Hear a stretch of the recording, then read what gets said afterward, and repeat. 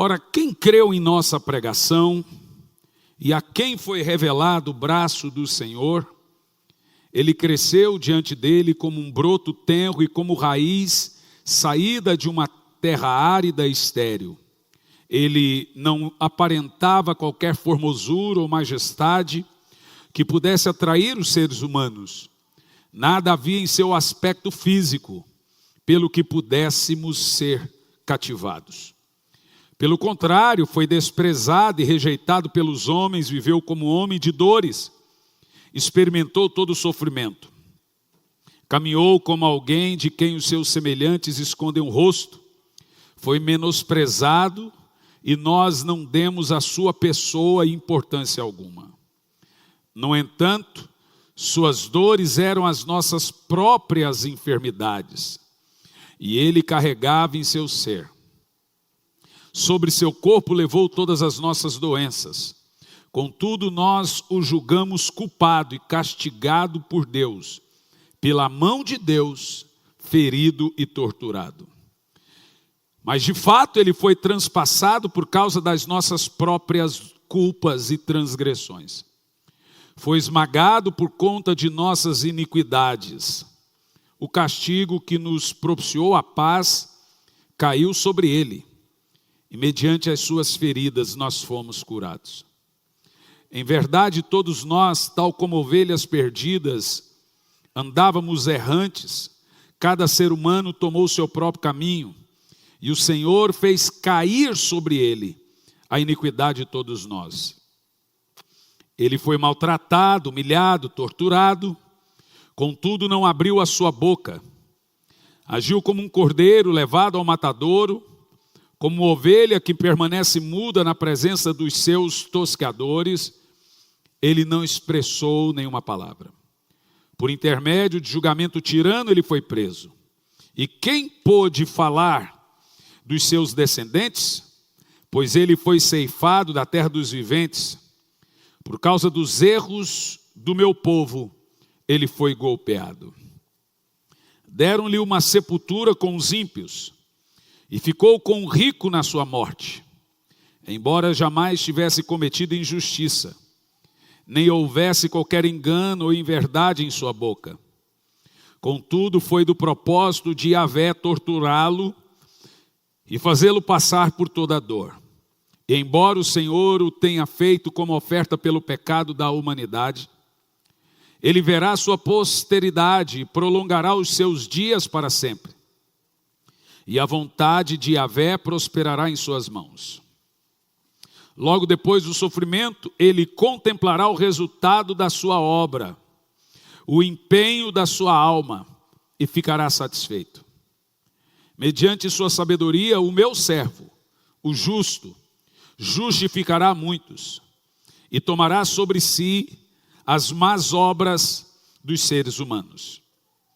Por esse motivo, eu lhe darei uma porção generosa entre os grandes, e ele dividirá os despojos entre as multidões, porque ele derramou a sua própria vida até a morte, e foi contado entre os criminosos. Portanto, ele levou sobre si o pecado de muitos, e pelos transgressores intercedeu. Senhor, fale conosco, que não seja eu quem fale, mas que seja o Senhor. Que traga-nos, Pai, uma verdadeira exposição da pessoa de Cristo e de seu sacrifício no Calvário. Traga-nos, Senhor, uma lembrança de sua obra redentiva. Esconda-me atrás de ti, Pai. Amém.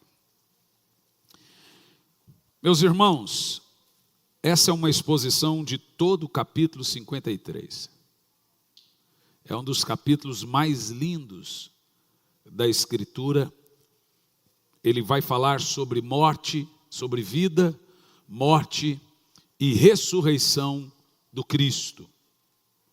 E à guisa de introdução, eu gostaria de destacar algumas coisas sobre o Calvário aqui nessa manhã. A primeira delas é que a cruz de Cristo é a mais eloquente expressão do amor de Deus por você.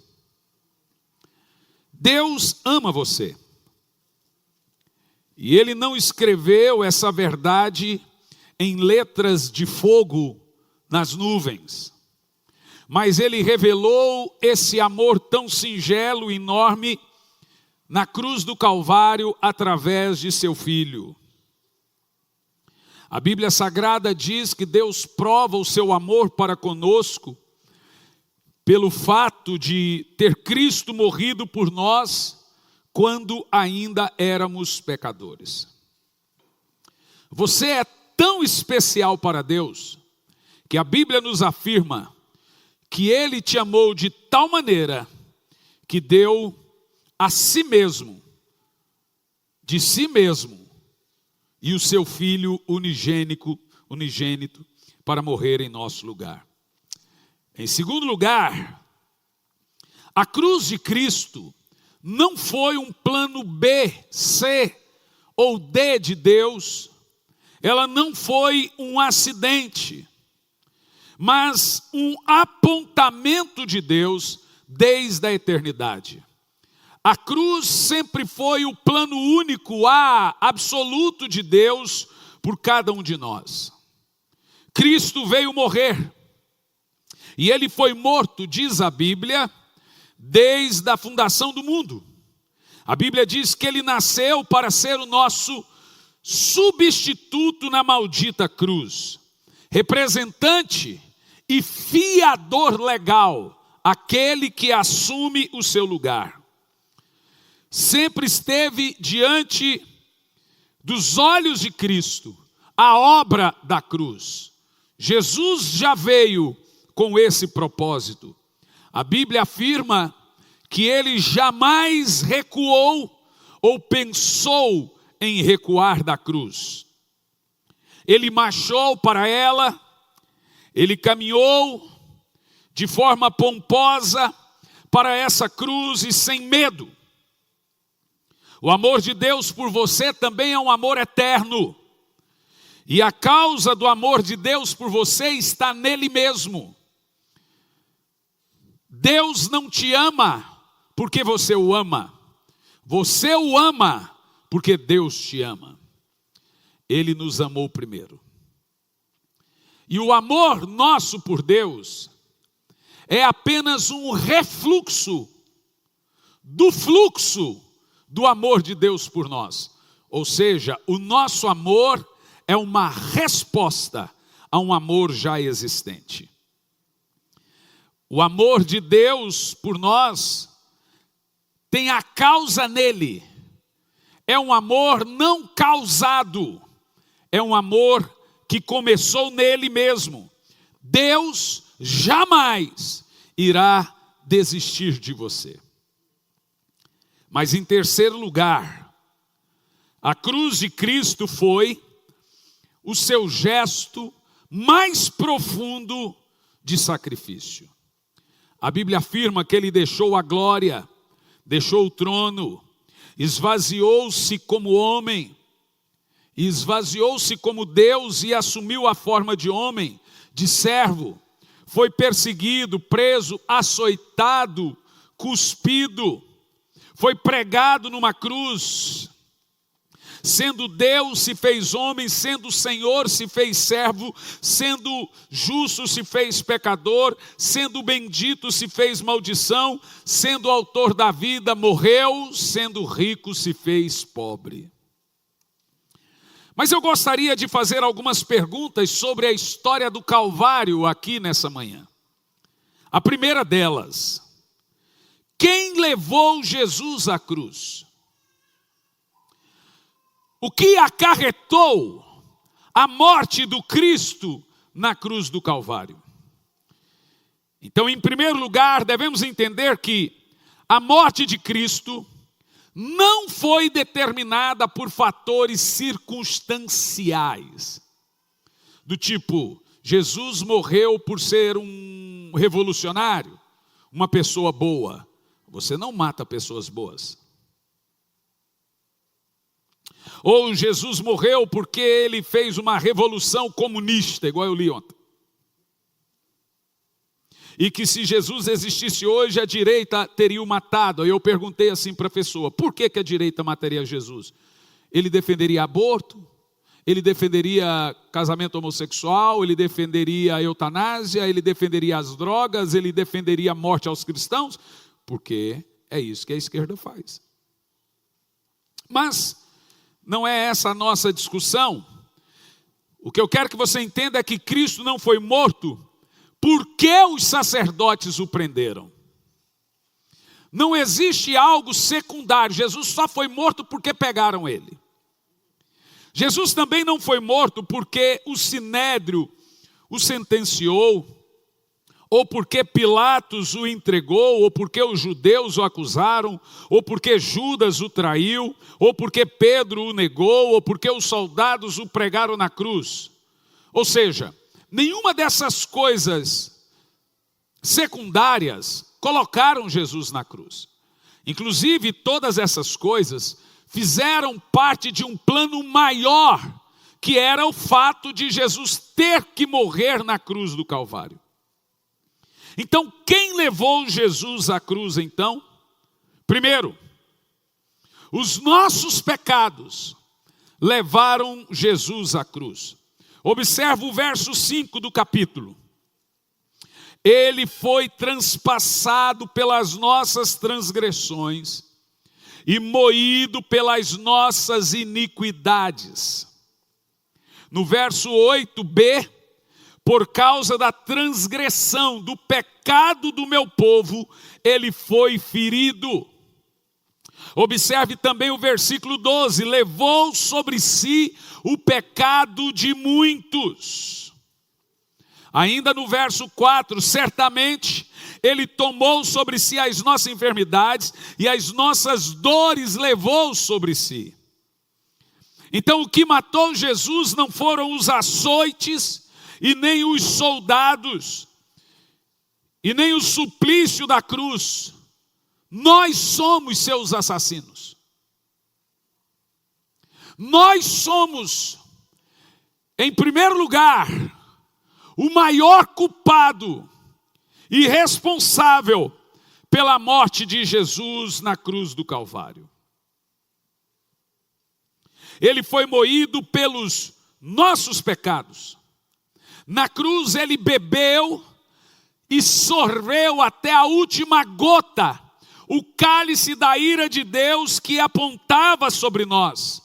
Quando Jesus disse, não passe de mim esse cálice, ou seja, passe de mim esse cálice, ele não estava com medo de uma morte ou de uma traição. Aquele cálice era o cálice da ira de Deus, que estava apontado sobre a raça humana e que Jesus bebeu e sorveu até a última gota. Na cruz ele foi feito pecado por nós. A espada da lei caiu sobre ele, pois ele era o nosso substituto legal, o nosso fiador na cruz. Na realidade, quando nós dizemos cruz de Cristo, nós estamos falando da nossa. Jesus não tem cruz. A cruz de Cristo, na realidade, é a nossa cruz. Mas em segundo lugar, o que levou Jesus para a cruz? O Pai. O Pai o levou à cruz. Veja o verso 6. O Pai fez cair sobre ele a iniquidade de nós todos. No verso 10, todavia, agradou ao Pai moê-lo e fazê-lo enfermar. Ainda no verso 4, e nós o reputávamos por aflito. A Bíblia diz que ele é ferido de Deus e oprimido por Deus. O chicote dos açoites estavam na mão do Pai. Você tem que ter a ideia de uma disciplina paterna, um castigo por pecados. E esse chicote estaria sobre os nossos lombos. Era a raça humana que merecia os açoites, mas ele tomou o nosso lugar. E quando ele tomou o nosso lugar, todo o castigo que estava sobre nós foi para o seu corpo. E agora é o Pai que está com o chicote na mão. E foi o Pai que levou ele para a cruz. E a Bíblia diz que agradou ao Pai moê-lo. Então ele não foi para a cruz porque os sacerdotes o entregaram por inveja. Ele não foi para a cruz porque Judas o traiu por ganância. Ou porque Pilatos o sentenciou por covardia. Ou os soldados o pregaram na cruz por crueldade. Ele foi para a cruz porque o Pai o entregou por amar você. Mas em terceiro lugar, depois de aprendermos que Jesus foi para a cruz porque nós o colocamos lá. Em segundo lugar, Jesus foi para a cruz porque o Pai o colocou lá. Nós também devemos aprender que Jesus foi para a cruz voluntariamente. Ele se entregou. Veja o verso 4. Certamente Ele tomou sobre si as nossas enfermidades e as nossas dores levou sobre si. No versículo 10 diz, quando dera a Ele a sua alma como oferta pelo pecado. O escritor de Hebreus ainda diz que Ele entregou a si mesmo. Uma vez Pilatos disse, entregaram você a mim. Jesus disse, ninguém me entregou a você. Se eu quisesse, eu ordenaria e viria 10 milhões de anjos ao meu favor. Mas eu não quero. Eu me entreguei a você. No versículo 11 diz assim, o seu servo, o justo, com seu consentimento, percebeu? De sua própria vontade, justificará muitos, porque as iniquidades deles levará sobre si. Jesus não foi um mártir. É um sacrifício e não um martírio. Ele não foi um tiradentes. Ele entregou-se. Ele mesmo chicoteou a si. Ele entregou a si como oferta pelo pecado dos pecadores.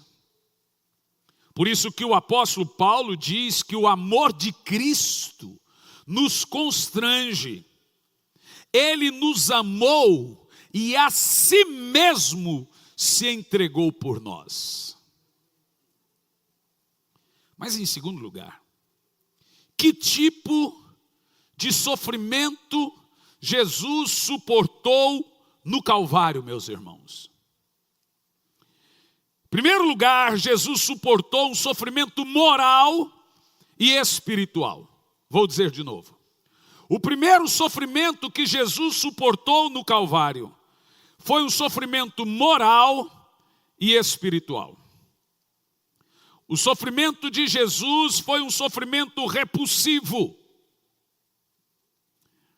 Ao vê-lo, no versículo 3, veja, a Bíblia diz que os homens escondem o rosto. Por quê? Tamanho é a desfiguração dos açoites, a repulsa que dava ao vê-lo.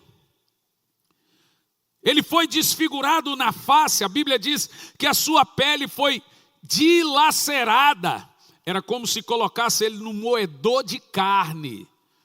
Foram 2 horas e 40 minutos de açoites, com uma garra chamada garra de tigre, e a garra ela tem 3 pontas, e ela tem pontas de dedos de tigre na mão, e quando ela bate, ela cravava e vinha rasgando, pá! E vinha rasgando. Então às vezes essa garra pegava no rosto, às vezes pegava na boca, às vezes pegava, onde ela pegava ela vinha rasgando. Agora vejam, senhores, foram 2 horas e meia de açoites. Vocês assistiram o filme Paixão de Cristo? O filme foi só 40 minutos.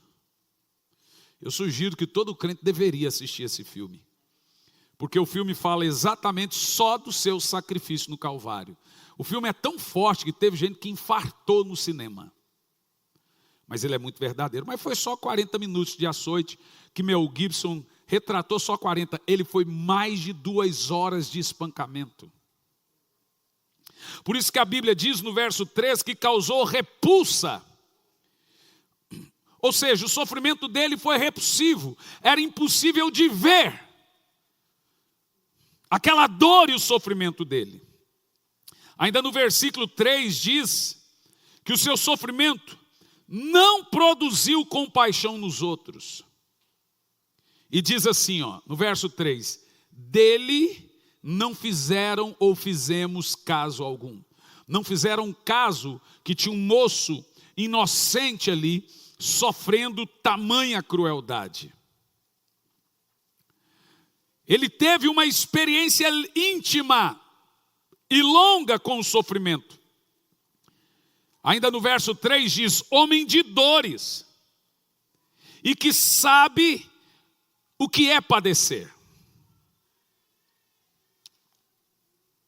Dentro desse fato, eu costumo dizer que nenhuma pessoa vai alcançar nenhum sucesso em qualquer área na sua vida se ele não souber passar por 2 coisas cruciais que Jesus, os seus discípulos, os santos profetas, os apóstolos passaram. A primeira é a rejeição. Quem não souber lidar com rejeição não pode e não será chamado de vencedor. A segunda é frustração. Essas 2 coisas são responsáveis por fazer você ser uma pessoa forte no mundo. Rejeição e frustração, quando são vencidas, assimiladas, elas fazem de você uma pessoa forte, não uma pessoa fraca, esse tipo de gente que fica lá muriando, reclamando e murmurando na internet. É gente besta, gente fraca. Mas rejeição, Jesus foi rejeitado. Os discípulos foram rejeitados. Os profetas foram rejeitados. Frustração. Olha o verso 3. Diz que Jesus foi o mais rejeitado entre os homens. A Bíblia diz que ele foi rejeitado pelo seu povo, porque ele veio para os seus, mas os seus não o receberam. Eu me lembro que quando eu comecei aqui, há 2 anos e meio atrás, 3 pessoas procuraram falar comigo no escritório e disseram que eu não era bem-vindo. Como teve gente que me disse ainda essa semana, passaram-se mais 2 anos e ainda não te vi como meu pastor. Falei, é porque não sou. Eu não tenho problema com rejeição, irmão. Desde cedo eu aprendi a lidar com rejeição e frustração. Se você não vai com a minha cara, é 2 trabalhos para você.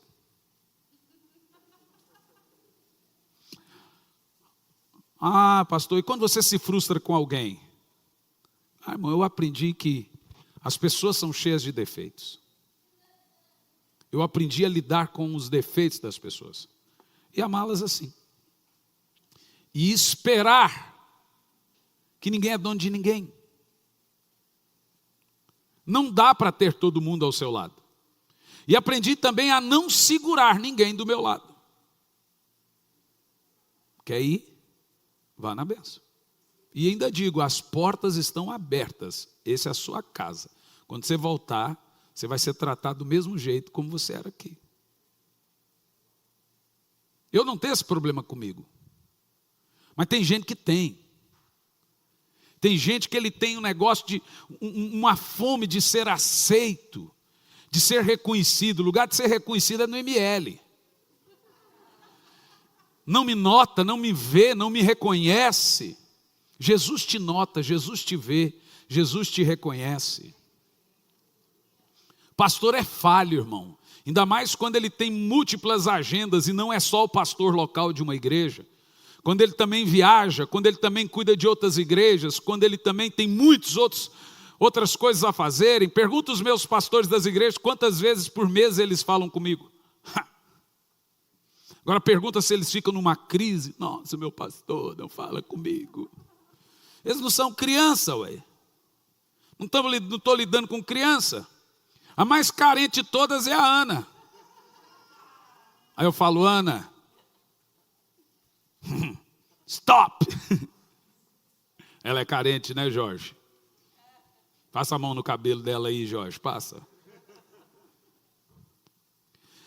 Nós temos que aprender a lidar, irmãos. Se você anda comigo pelas minhas qualidades, você vai me abandonar quando conhecer meus defeitos. Deixa eu te falar uma coisa. Não se iluda porque você me conhece na internet. Não se iluda porque você me acha legal. Se você não andar comigo por 3 anos, comer uns 35 quilos de sal, você não pode dizer que eu sou um cara gente boa. Eu não sou um cara gente boa como você espera. Não sou o tipo de gente para dar atenção como você espera. É um outro perfil. Mas esses dias um querido discípulo foi visitar uma irmã e ela disse, olha, eu estou triste com a igreja porque eu estou doente, ninguém veio me ver. O irmão disse, ô irmã, eu estou aqui em nome da igreja. O que você acha que eu estou fazendo aqui?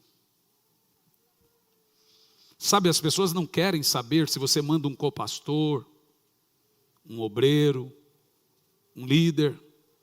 Ela quer, exige que vá o pastor. Alguém diz, o senhor deveria ir no hospital. Primeiro, eu sou recém-operado, eu não posso ir em hospital. Mas tem gente chateada comigo porque eu não fui em hospital.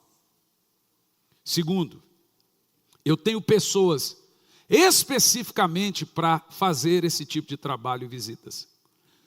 Se eu tiver todo o tempo do mundo para você, para ir na casa de todos e visitar todos, eu não terei o tempo necessário para preparar os sermões, para cuidar da obra. Por isso que os apóstolos disseram, vamos pôr os diáconos para isso, os obreiros para aquilo outro, e nós vamos cuidar da oração e da palavra. Mas as pessoas, elas são carentes desde antigamente. Elas são muito carentes. E não tem nada de errado em ser carente. Quer dizer, tem muita coisa errada em ser carente. O problema é que você não entende. Por exemplo, o exemplo que nós temos do Calvário. A Bíblia diz que ele não abriu a sua boca. Irmãos, como nós somos rápidos para murmurar na hora da dor. O exemplo do Cristo nos ensina que ele é contado hoje com justos por toda essa sua reação em meio ao Calvário, em meio à cruz. Cada um tem que carregar a sua cruz, irmão. Deixa eu te falar uma coisa. Durante muitos anos na minha vida, eu quis transferir para minha esposa a responsabilidade da minha felicidade. E eu dizia, eu fui rejeitado por mãe, eu por outra casa, toda casa que eu morava me mandava embora, então eu tinha medo de ser traído, eu tinha medo de ser rejeitado. Então durante muito tempo eu dizia, olha, você não me faz feliz. Eu parei para perceber que as pessoas não têm responsabilidade para te fazer feliz. Você não nasceu para esperar que as pessoas te façam feliz. O segredo da felicidade é fazer as pessoas felizes. A Bíblia diz que é feliz é quem dá, não é quem recebe. Mas quando nós temos uma crise muito grande, você já imaginou se Jesus tivesse um problema de alma? Ele seria muito vitimista e mimizento, não? Já parou para pensar nisso? Mas o Jesus, ele era confiante. A Bíblia diz que ele se entregou. Ele não ficou se fazendo de vítima perante Pilatos. Ele não ficou reclamando porque ele foi rejeitado. Então agora Jesus faz uma pregação. E ali tem uma multidão de mais de 20 mil pessoas. E ele diz, quem não comer da minha carne, não beber do meu sangue, não é digno de mim. Vai todo mundo embora. Jesus, olhado pelas lentes do triunfalismo da igreja triunfante hoje, é um fracasso. O ministério dele começa com 30 mil membros e termina com 11. E em 3 anos. Quem é que destrói uma igreja com mais de 20 mil membros em 3 anos, gente? Só Jesus. Se você olhar, você vai dizer, gente, como é que esse pastor conseguiu desgraçar essa igreja? Começou com 30 mil membros, agora até os discípulos dele, um deixou ainda. Porque tem gente que ele mede o sucesso por números. E esse é um crime. Há momentos na nossa vida que as pessoas vão te deixar, irmão. Há momentos na sua vida que você vai ser rejeitado. E há momentos que você vai se desapontar com as pessoas mais próximas a você. E a maneira como você vai reagir e responder à frustração, à rejeição e ao calvário vai dizer muito sobre o seu sucesso a partir daí. Espere sempre das pessoas duas coisas: rejeição e frustração. Porque se elas nunca trouxerem isso para você, você está no lucro.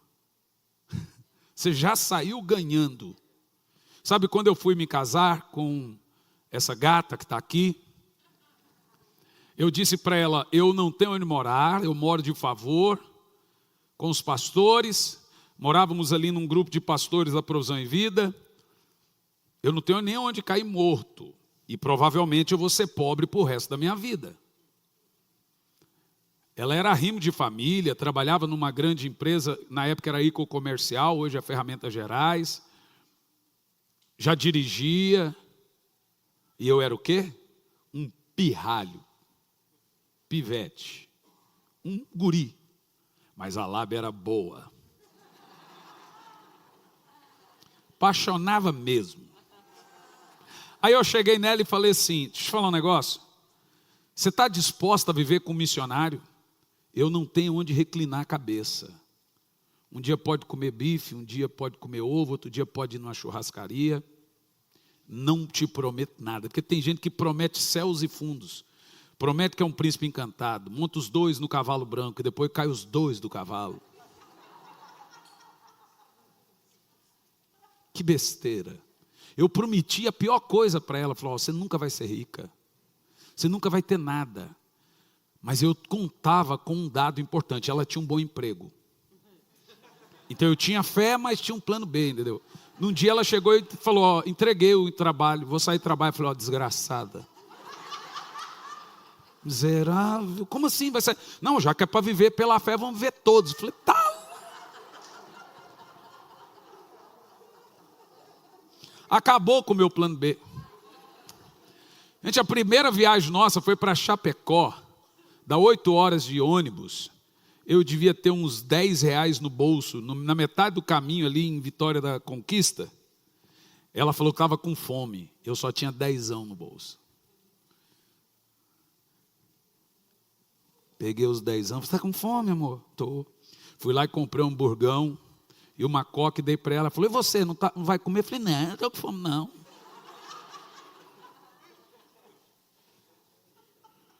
Quantas viagens, né, meu amor? A gente fez 20 horas, 28 horas, 35 horas dentro de um ônibus. Irmão, o ônibus ele sai cheiroso. 500 quilômetros depois, irmão, aquilo todo ônibus fede a privada. Depois de 30 horas. E o ônibus estraga umas 4 vezes. Você espera para vir arrumar e troca de ônibus. Nós aprendemos. Não contávamos. Não esperávamos. Mas sabe, se você sentar com a minha esposa, uma das coisas que ela vai dizer a você, nunca vi meu esposo reclamar. Irmão, o espírito de contentamento, ele atrai o favor de Deus para você. O espírito de ação de graça. Para de ser chato. Irmão, para de transferir para as pessoas a responsabilidade da sua felicidade. Isso traz amargura nas pessoas. Isso faz as pessoas também se frustrarem. Seja feliz e pronto. Um dos segredos é, não espere ter tudo na vida. Você não vai ter tudo na vida, então seja feliz. Você não vai ter tudo na vida, nem todas as suas orações serão respondidas. Eu, quando era criança, queria casar com a Aline Barros. Não casei, eu falei, vá para o inferno ela então. Caso com uma mulher mais linda que ela.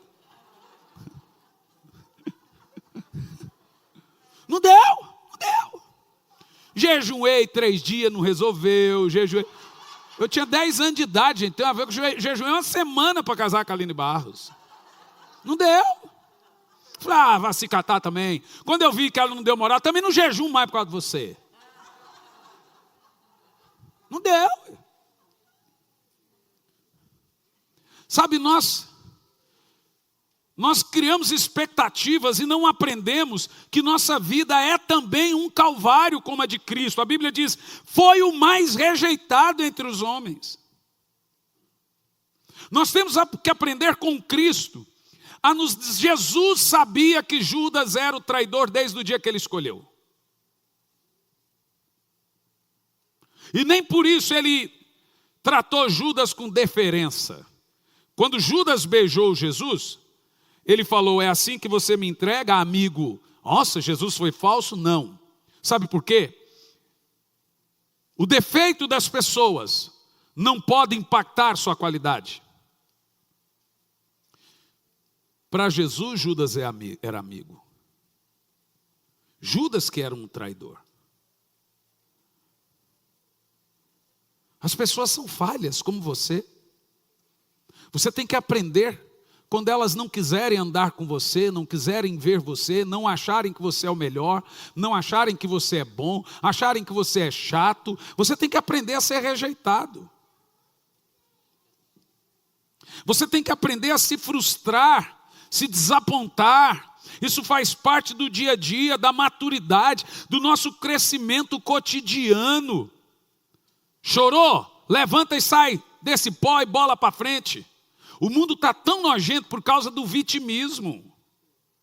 O mundo virou cinza, perdeu a cor, porque as pessoas agora não sabem ser rejeitadas. Elas não sabem mais, gente, resolver os seus problemas psicossomáticos. Por quê? Porque não há cruz.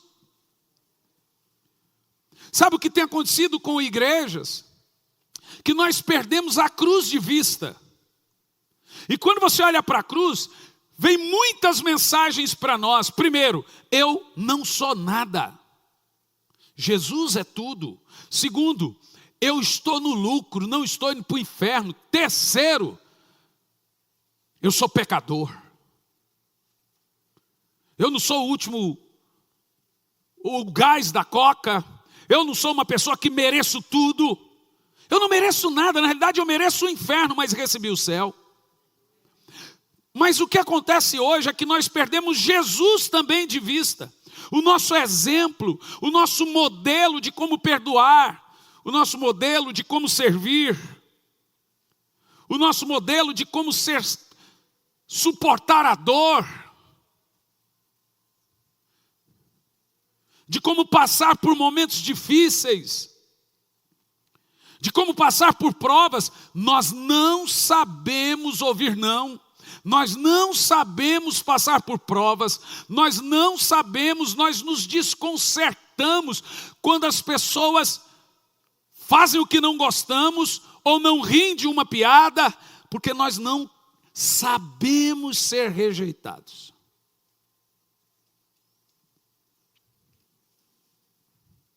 A Bíblia diz que ele foi rejeitado pelo povo, ele foi rejeitado pelos seus. A Bíblia diz que ele foi rejeitado pelos religiosos da época. Chamaram ele de fanático, mentiroso, blasfemo, pecador, beberrão e até endemoniado. Falaram que Jesus era bêbado. A Bíblia diz que ele foi rejeitado pela mesma multidão que o aplaudiu. Aquela multidão empolgada com seus milagres, agora com uma turba, com uma súcia sanguessuga. Lá está ele rejeitado, e essa multidão grita para Pilatos, crucifica-o, crucifica-o, caia sobre nós o seu sangue. Eu não me envaideço nem com os elogios, e nem me entristeço com as frustrações.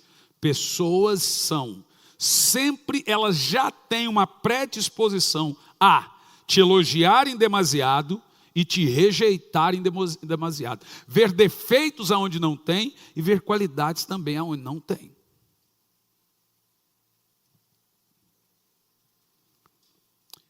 A multidão que estava com ele, gente que ele curou, está ali gritando: crucifica-o, mate-o. Ele foi rejeitado pelas autoridades romanas. Herodes, o grande, quis matá-lo quando ele ainda era criança. Ele nasceu rejeitado. Ele foi rejeitado quando não quiseram que ele nascesse aqui, acolá, acolá, acolá. Pilatos covardemente o entregou para ser crucificado. Herodes Antipas o escarneceu. Ele foi rejeitado pelas autoridades judaicas. O sinédrio forjou testemunhas falsas para acusá-lo. Acusaram-no de blasfêmio, cuspiram no seu rosto. Ele foi rejeitado também pelos apóstolos. Judas o traiu, Pedro o negou, os demais correram no meio da mata no Getsemane, fugiram. Ele foi rejeitado pelo próprio Pai. Quando Deus lançou sobre ele nossas iniquidades, ele foi feito pecado por nós. Nesse momento ele sentiu desamparo de Deus e gritou: Elô, Elô, lama sabachthani, Deus meu, por que me desampara? Você já foi rejeitado por mãe, por pai? Você já foi rejeitado por irmãos? Você já foi rejeitado por melhores amigos? Como você responde a isso, vai determinar a sua ressurreição do Calvário. A sua vitória retumbante depois de seu próprio martírio.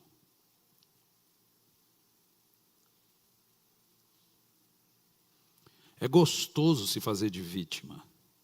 Às vezes funciona. Às vezes as pessoas fingem que estão com dó do seu vitimismo.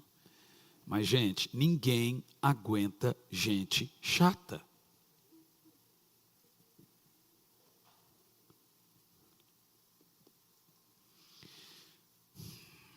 Ele foi rejeitado quando amamos mais o pecado. Ele é rejeitado ainda por nós quando nós amamos mais o pecado e ainda ultrajamos o seu espírito e calcamos os pés do sangue da grande aliança. Nós ainda hoje o rejeitamos quando trocamos por um prato de lentilha. No verso 3 temos também a humilhação, como um de quem os homens escondem o rosto. Você precisa aprender a lidar com rejeição, frustração e humilhação. O Calvário nos ensina que o Cristo soube lidar com todas essas questões. O sinédrio o humilhou cuspindo nele. Os soldados o humilharam, o açoitando e rasgando o seu corpo com fortes açoites, colocando na sua cabeça uma coroa de espinho, dando-lhe pancadas na cabeça. Jesus foi humilhado ao ter que carregar uma cruz pelas ruas agitadas, seminu, de Jerusalém ao lado de 2 ladrões. Ele foi humilhado pelo grito da multidão, próximo à cruz, cuspindo, jogando frutas podres, sujeira nele. Ele foi humilhado quando clamou que estava com sede. Dá para você imaginar essa cena? Ele não pediu uma casa, ele pediu água. E ao invés de dar água a ele, deram vinagre para agravar a sua humilhação e tortura. Mas ainda, depois de Jesus suportar o sofrimento moral, ele também suporta o sofrimento físico. No versículo 2, a Bíblia diz que o semblante foi desfigurado. Quando a Bíblia diz que não havia beleza nele nem formosura, essa é uma obra do Calvário. A Bíblia diz que a nossa feiura moral, ou seja, nossos pecados estavam sobre eles. Todos os nossos pecados horrendos grotescos, nojentos. Cada mentira, adultério estava sobre ele. Por isso seu rosto foi desfigurado. Ele foi feito pecado, foi feito maldição. Seu corpo foi ferido. Ele ficou ensanguentado. Seu corpo tornou-se cheio de hematomas e chagas expostas.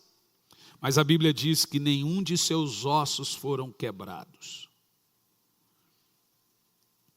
Também temos a torturas cruelíssimas. No verso 4, parte B, e vai do verso 5 ao 10, diz a Bíblia que ele ficou ferido, aflito, oprimido, transpassado, moído, sofreu castigo, ficou cheio de pisaduras, ele foi moído, enfermou. Na própria noite que foi preso, sua alma estava angustiada de morte.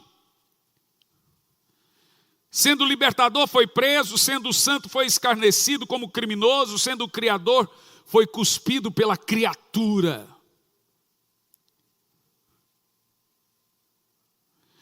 Agora já machucado pelos açoites, com o rosto ensanguentado, começa uma longa, duríssima caminhada até o Gólgota, o lugar da caveira.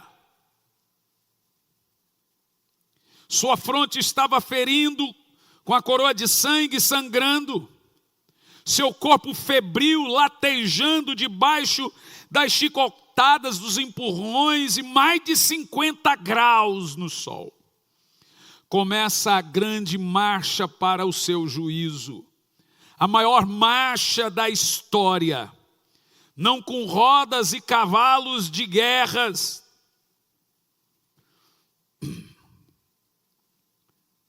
Lá vai ele, com o ruído dos passos, uma mistura de às vezes silêncio, com às vezes gritos.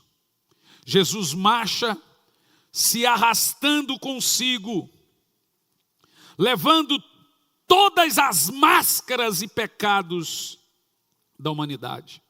Marcha debaixo de uma zombaria da multidão. O corpo titubeia, balança, ora cai, anda de novo e cai.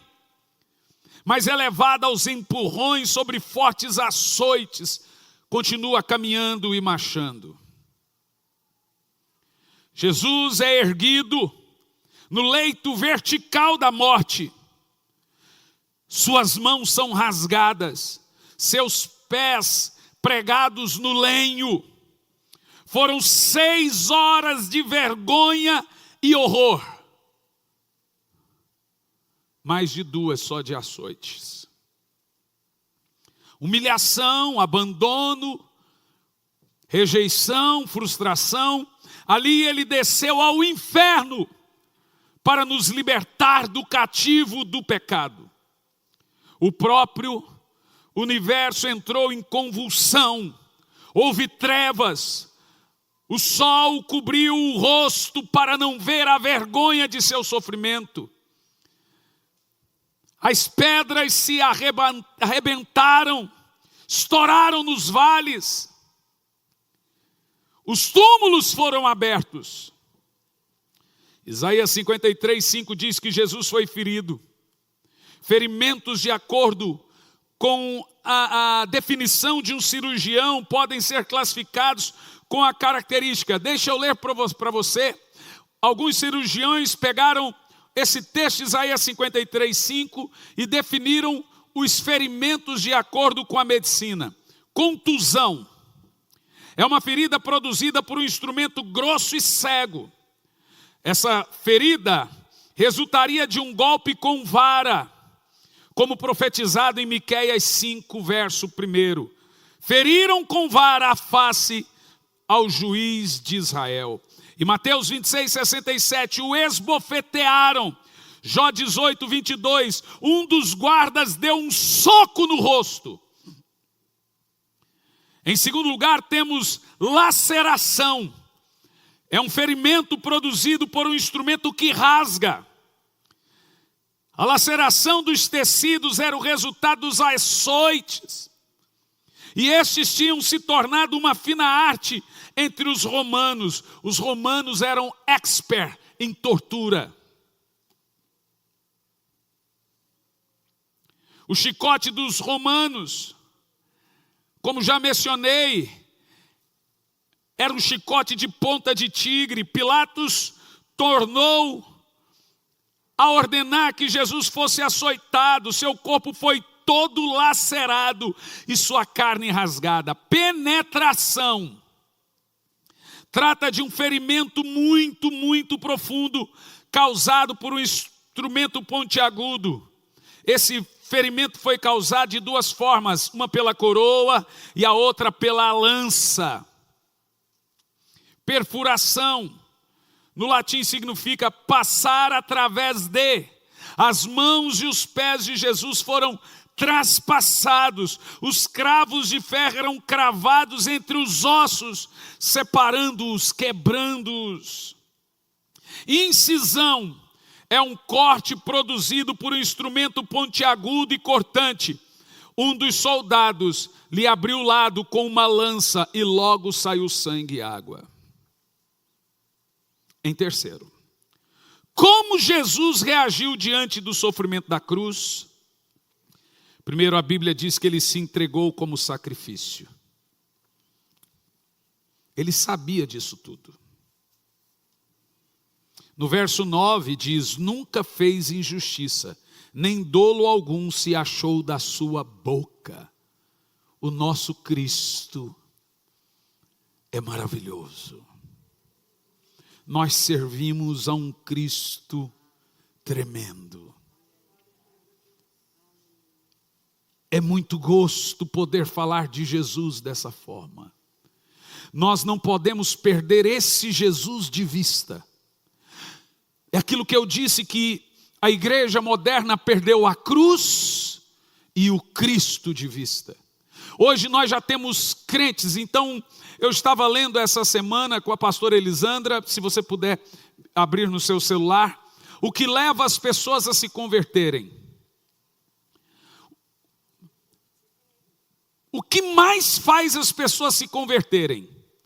Eu fiquei de boca aberta para entender,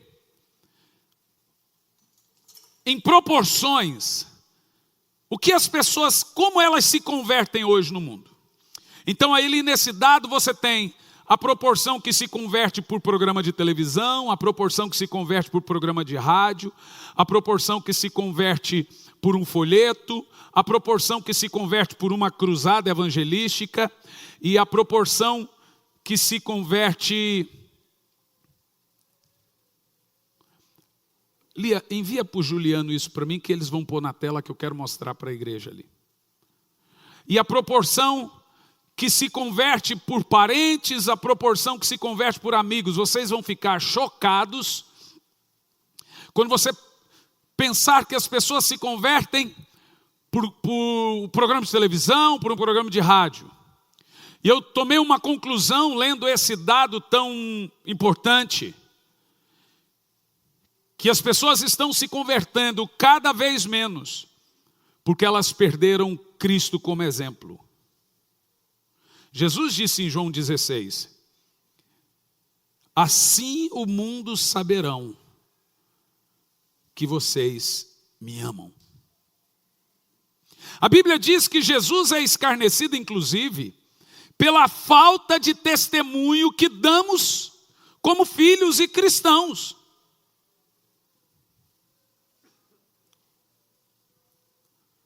Quando nós não temos o testemunho do Cristo, de Jesus, é porque nós perdemos o significado de cruz de vista e perdemos o significado de Cristo de vista. A cruz mostra que nós temos que sempre nos humilhar, sempre nos sentirmos inferiores aos outros. E o fato de você esperar mais de alguém mostra que você se sente sempre superior a alguém. Porque se você se sente inferior, você já contava com as decepções. As pessoas são falhas e elas irão decepcionar, gente. Vamos ver esses dados? Apaga aqui a luz do prédio, por favor. Uma pesquisa feita pelo Instituto Hagai Internacional perguntou como as pessoas se convertem ao Evangelho de Cristo. Olha o resultado. Vamos lá. Vamos começar daqui de baixo.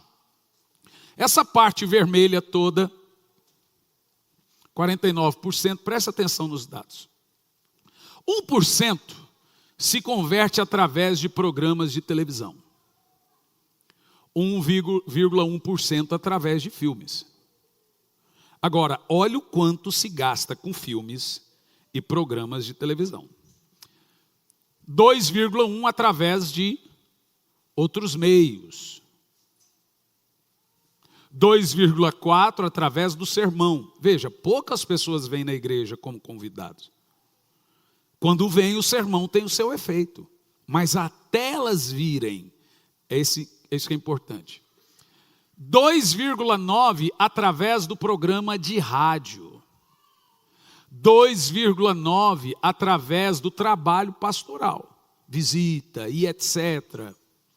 3% através de distribuição de literatura bíblica.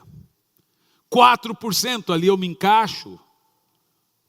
Através de cruzadas evangelísticas. Eu já larguei na frente todo o resto. É bastante. Em vista do resto, não é. 29% através de amigos. 49% através de parentes. Ou seja, as pessoas se convertem pelo exemplo. Chocou? Pelo testemunho. E o que nos leva até o testemunho é o Calvário. É nunca perder a cruz de vista. E nunca perder Jesus de vista. Porque você tendo a imagem disso que você está ouvindo, você sempre vai dar graças a Deus pela sua salvação. Você nunca vai sair por aí falando um palavrão. O cara está lá, essa propriedade é de Jesus, o carro é de Jesus, e dá um dedo lá na rua. Irmãos, os crentes antigamente não falavam palavrão.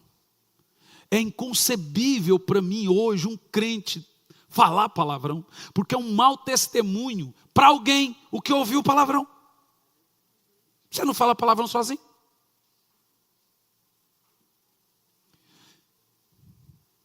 Crente antigamente, gente, você vê pelas mulheres como elas ganhavam as famílias. Pelo amor de Deus. Sua família tem alguém que não é crente? Se você não voltar a olhar para a cruz e olhar para Jesus, para o Calvário, você nunca vai ganhar eles, porque eles têm aqui, mais de 70, quase 80% de chance de serem salvos por você. Ou seja, numa obra muito difícil, eles podem ir numa cruzada, ouvir uma palavra evangelista e ser salvo. E numa obra mais difícil ainda, eles podem querer ler uma literatura ou ouvir um programa evangélico na televisão, no rádio. Mas com certeza, a maneira mais bíblica de você salvar a sua família é você sendo um crente em Jesus dentro da sua casa. Ainda é tempo de você rever algumas coisas como servo de Deus dentro do seu lar. Primeiro, seja um exemplo de humildade. Seja o primeiro que cede nos conflitos. Eu queria indicar a vocês um filme. Vocês vão assistir esse filme e eu vou cobrar de vocês isso como tarefa de casa. Quarto de Guerra. Quem assistiu? Não é possível que vocês tudo assistiu. Senão, tanto de gente aqui levantou a mão e ainda me dá problema e assistiu o filme. Vocês não mudaram? Pelo amor de Deus, vocês assistiram o filme? Eu não acredito. De quem falou, né? Gente, eu não acredito que vocês não assistiram o filme. Vocês assistiram o filme? Responda. Vocês viram aquela mulher chulezenta, como é que ela mudou? O filme é bom, mas o chulé da mulher deve ser terrível, né? Mas, gente, aquele filme ele nos ensina muita coisa. Primeiro, a mulher tinha razão em quase tudo. Mas você sabia que a maioria dos erros que nós cometemos é quando estamos com a razão? É quando você está certo que você vai dar o seu mau testemunho. Jesus estava certo e ainda manteve a postura do Calvário. Mas você começa a aprender que mediante as suas razões, ela começa a se comportar como alguém que foi mudada. Você quer que a sua casa e a sua família seja mudada? Comece por você. Quer mudar o mundo? Comece arrumando seu quarto.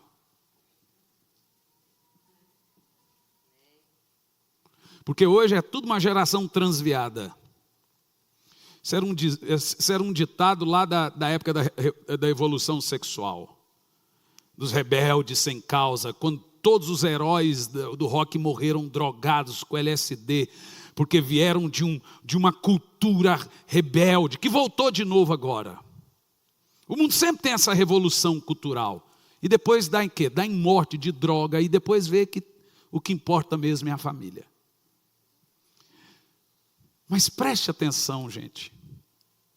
Eu já assisti esse filme muitas vezes, mas do nada eu estava dentro do avião. Falei, eu vou assistir de novo o filme. Falei, meu Deus, como que a gente pode assistir um filme daquele e não mudar? Se até eu olhei para aquele filme e fiz um cálculo de 0 a 10, deu uma nota 4 para mim. Falei, não sou crente. Nós devemos olhar para a cruz e não perder o Calvário de vista, não perder o Cristo de vista, sempre analisarmos e recuarmos. Por quê? Sabe por que eu vou recuar nisso? Porque eu quero dar testemunho, eu quero ganhar meu filho, eu quero ganhar minha filha, eu quero ganhar meu primo. Eu não quero que ele saia dizendo que eu sou o crente chato da família. É ou não é? Eu não quero que eles saiam pensando que eu virei crente, fiquei chato. Mas também eu não posso me dar uma de bonzão e falar palavrão junto com ele só para não ser o chato, ou beber junto com ele só para não ser o chato. Eu tenho que ser testemunha. Como disse o Ratinho para o Valdomiro Santiago uma vez, qual desses escândalos? Ele disse, eu não valho nada. Meus filhos não valem nada. Inclui o governador aqui. Ele está dizendo no sentido assim, a gente fala palavrão, a gente bebe, a gente briga, a gente pronto, escândalo. Mas a minha esposa é crente. E a minha esposa não é crente chata. Eu lembro que ele falou desse jeito. Ela vai nas festas, todo mundo ri, conta palavrão, ri, piada suja. Ela está ali, ela não é a chata, mas ela não perde o exemplo, nem do bom, nem do mal. Ela consegue não ser chata e também não querer ser o aceito pela sociedade. Então fazer coisa errada para ser o bacanão. Ouvir música secular com quem é do mundo. O cara é do mundo, vai na sua casa, põe um hino. Ah, mas eu vou ser o chato. Mas ele está na sua casa. Casamento de crente. Se você vai num casamento de não crente, ele não vai não ter bebida só em respeito a você. Então você também não pode ceder. Falou, querido, não sei o quê, é um casamento evangélico. Eles têm que entender e aos poucos eles vão ver que você está dando um testemunho. Você não é o chato, você ora por eles, você não fica acusando, você não fica julgando, mas você também não bebe junto, você também não fala palavrão junto, você também não dá mau testemunho junto. Você está ali, mas você mantém a sua postura de Calvário.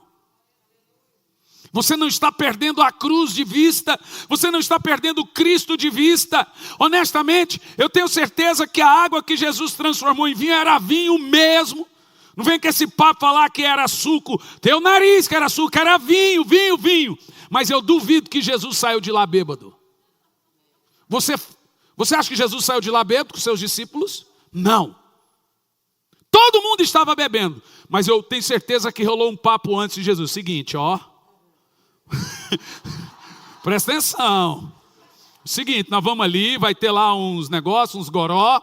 Vocês vigiam. Tem certeza, porque eu faço isso com quem viaja comigo. Ó, seguinte, vigia. Irmão, a gente tem que ter a nossa postura. A gente tem que se dar o respeito. As pessoas te respeitam pelo o que você dá a elas. Mas a pessoa sabe que você não é um chato, mas que você é um crente. E se um dia elas quiserem ser crente, elas vão querer ser crente igual a você. Um dia uma tia minha queria ganhar uma outra tia minha católica. E pai, é chata. E muito chata. Toda vez é porque você está indo para o inferno, que você é o santo, não sei o que, não sei o que, não sei o que, não sei o que, não sei o que. Aí um dia eu estava só ouvindo. A minha tia olhou e falou assim: ô fulana, se um dia eu for crente, não é da sua igreja ou para a sua igreja que eu vou. Se um dia eu for crente, eu vou ser crente igual a mãe. Vou para a igreja dela. Uau, a minha vozinha.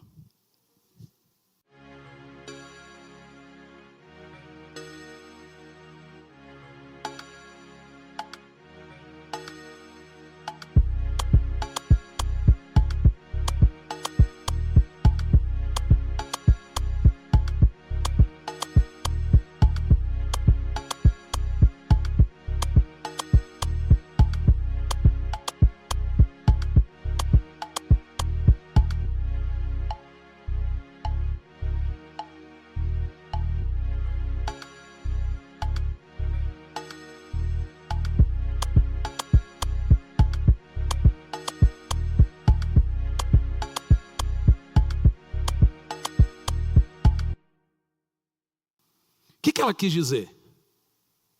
Você está fazendo a estratégia errada. Agora veja, você não pode tolerar o pecado das pessoas, mas não pode rejeitá-las. Mas você também não pode, não, eu vou ser o bacana, porque o cara, ele é um elástico. Entre os crentes é piada de crente, entre os mundanos não é só piada de mundano. Aí o cara fala assim: mas você não é crente? É, mas crente não é bobo, mas é safado, né?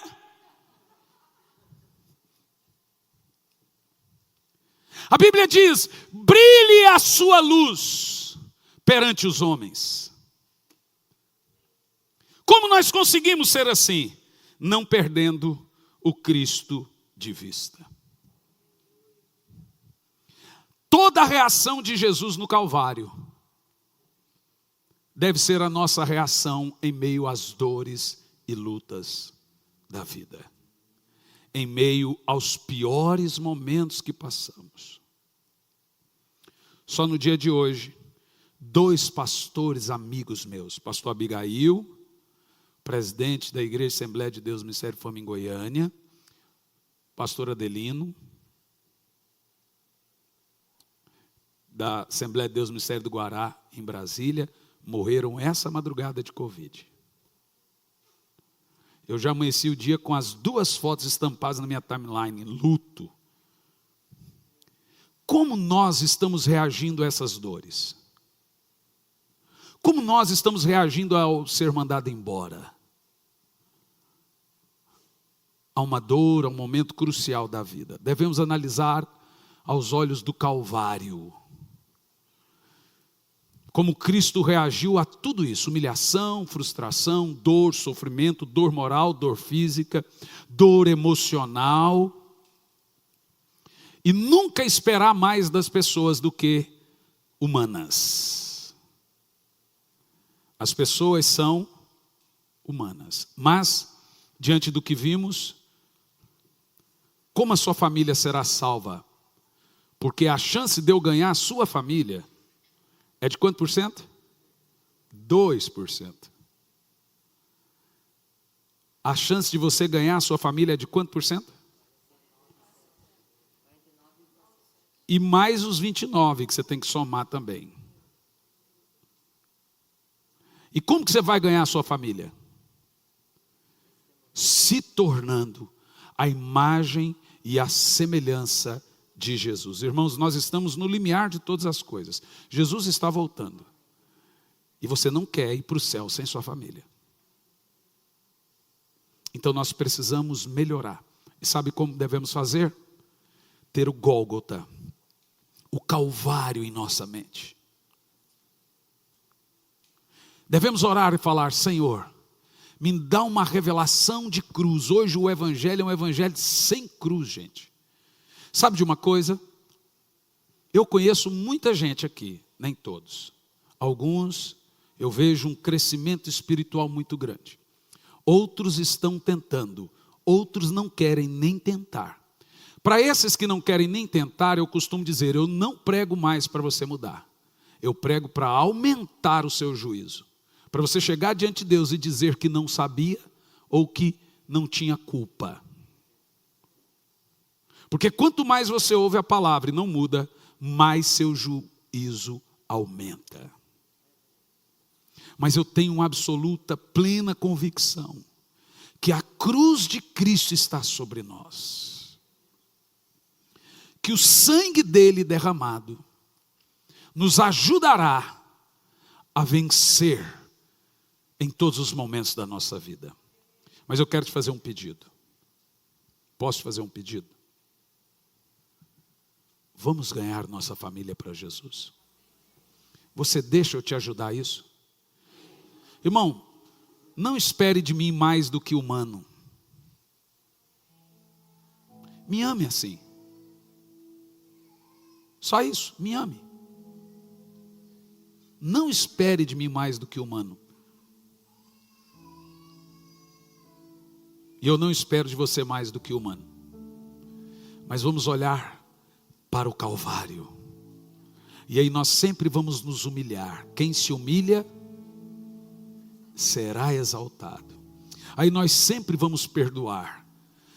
Perdão, humilhação, deixar passar, não reagir, isso tudo são atos que aprendemos olhando para o Calvário, olhando para a cruz.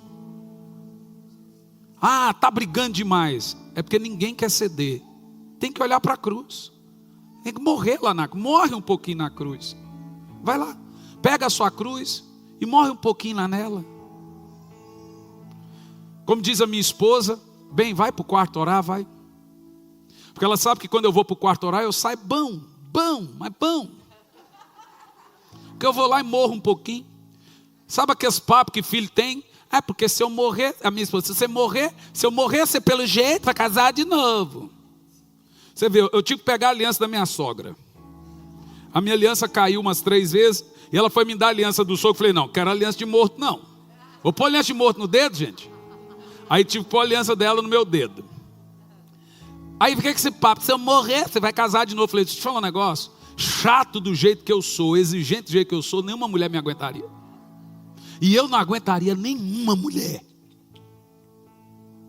Depois de 20 anos casado, a gente já olha um para o outro e já sabe, não é hora de falar. A gente aprende a brigar na hora certa. Tem briga que não vale a pena, tem briga que vale a pena. Mas eu aprendi uma coisa, gente. Quando a coisa está feia e começa a repetir um dia uma briga, e outro dia outra. Opa, essa semana foi tensa. Está na hora de morrer. É hora de cruz. Só cruz para o ciclo de confusão. Quando um cede, acaba.